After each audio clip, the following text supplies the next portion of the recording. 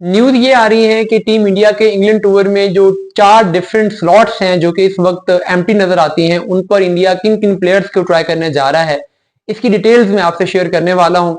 देखिए, जिन 4 स्लॉट्स की मैं बात कर रहा हूं, इसमें ओब्वियसली एक तो ओपनिंग स्लॉट है। जायसवाल और रोहित शर्मा, ये कॉम्बिनेशन वो है जो टीम इंडिया ने पिछले कुछ अरसे में ट्राई किया। अब रोहित शर्मा के जाने के बाद इस पोजीशन पर कौन खेलेगा, ओपनिंग कौन करेगा। नंबर 4 विराट कोहली का नंबर था, अब नंबर 4 पोजीशन पे इंडिया किसको ट्राई करेगा। इसके अलावा एक जो बॉलिंग फास्ट बॉलिंग ऑलराउंडर की स्लॉट थी, उसका अब लेटेस्ट स्टेटस क्या है, किसको उस पोजीशन के लिए खिलाया जा रहा है, और मोहम्मद शमी की फिटनेस रिपोर्ट क्या है। इन 4 चीजों की डिटेल्स मैं आपसे शेयर कर देता हूं।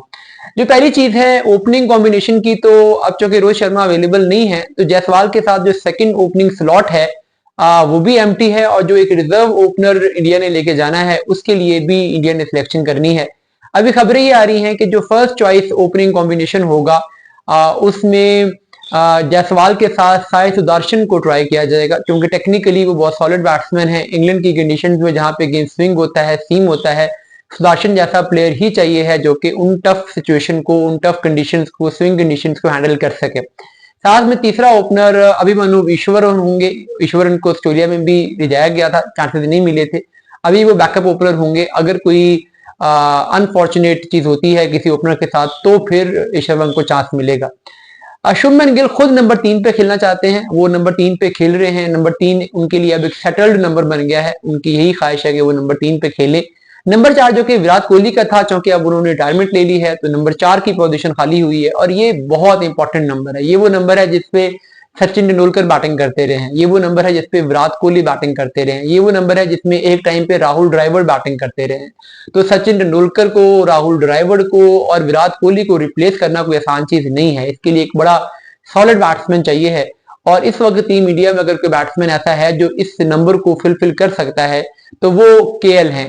केएल ने अब भी पिछले कुछ अरसे में इतनी फ्लेक्सिबिलिटी दिखाई है, उसको डिफरेंट नंबर्स पे ट्राई किया गया, डिफरेंट कंडीशंस में ट्राई किया गया। उसने हर कंडीशन पे, हर नंबर पे आके अपनी परफॉर्मेंस से, अपनी उस जो पोजीशन थी उसके साथ जस्टिस की है, और उसने प्रूव किया है कि वो किसी भी नंबर पे खेल सकता है। इस टाइम पे अगर इंडिया के लिए मिडिल ऑर्डर में कोई अगर एक सेटल्ड प्लेयर बचा है, तो वो केएल ही बचे हैं। इसलिए केएल अब नंबर 4 पे खेलेंगे, और अब केएल को लंबी गो मिलेगी नंबर 4 पे, और शायद यहां से केएल के टेस्ट करियर का एक नया चैप्टर स्टार्ट होगा जब वो नंबर 4 पे खेलना शुरू करेंगे, कंसिस्टेंट यहाँ पे रहेंगे, तो बड़े बड़े स्कोर करते हुए आप केएल को देखेंगे। इसके अलावा जो एक पेस बॉलिंग ऑलराउंडर की स्लॉट है, नीतीश कुमार रेड्डी हैं तो सही, लेकिन उनको इंडियन टीम मैनेजमेंट उस तरीके से पेस बॉलिंग ऑलराउंडर प्रॉपर समझती नहीं है, क्योंकि 4-5 ओवर पुरानी गेंद के साथ पेसर्स को रेस्ट करवाने के लिए करवा देना और बात है, लेकिन एक विकेट टेकिंग ऑप्शन के तौर पे यूज करना, चौथे फास्ट बॉलर के तौर पे यूज करना, जैसे हार्दिक पांड्या ओडीआई में, टी20 में यूज होते हैं, नीतीश कुमार रेड्डी का वो रोल नहीं है। इसलिए शार्दुल ठाकुर को वापस बुलाने की बातें हो रही हैं। अनकंफर्म न्यूज है, अभी इस तरह की बातें हैं कि वो आ सकते हैं, लेकिन अभी जहां तक मेरे पास न्यूज है वो वापस नहीं आ रहा है। हार्दिक पांड्या को कोशिश की गई खिलाने की, लेकिन वो अवेलेबल नहीं हुए, तो नीतीश कुमार रेड्डी ही मोस्ट प्रोबेबली अब पेस बॉलिंग ऑलराउंडर के तौर पे यूज होंगे। अब ये भी हो सकता है कि Nitish Kumar Reddy as a batsman खेले, और साथ में इंडिया 4 पेसर के साथ चला जाए, स्पिनर ना खिलाएं, ताकि फुल पेस बॉलिंग हो। तो उसमें जडेजा हो सकता है कि प्लेइंग 11 से बाहर रह जाए, 4 पेसर और साथ में नीतीश कुमार रेड्डी।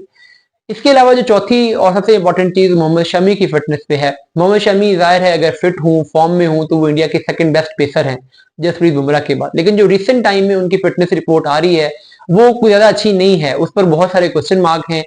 सिलेक्शन कमेटी के कुछ मेंबर शमी को नहीं खिलाना चाहते, वो उनको इंग्लैंड के टूर में नहीं ले जाना चाहते, लेकिन चूंकि एक्सपीरियंस भी चाहिए है, पेस बॉलिंग में बुमराह की फिटनेस पर भी सवाल है, तो बुमराह और शामी, अगर शामी को वैसे ही टूर्नामेंट से लेफ्ट आउट कर दिया जाए और बुमराह भी वहां पर इंजर्ड हो जाते हैं, तो फिर इशू है। इसलिए शामी टूर में तो जाएंगे, लेकिन अभी मुश्किल लगता है कि वो इंडिया के लिए शुरू के जो 2-3 टेस्ट मैचेस हैं उसकी प्लेइंग 11 में आ सके।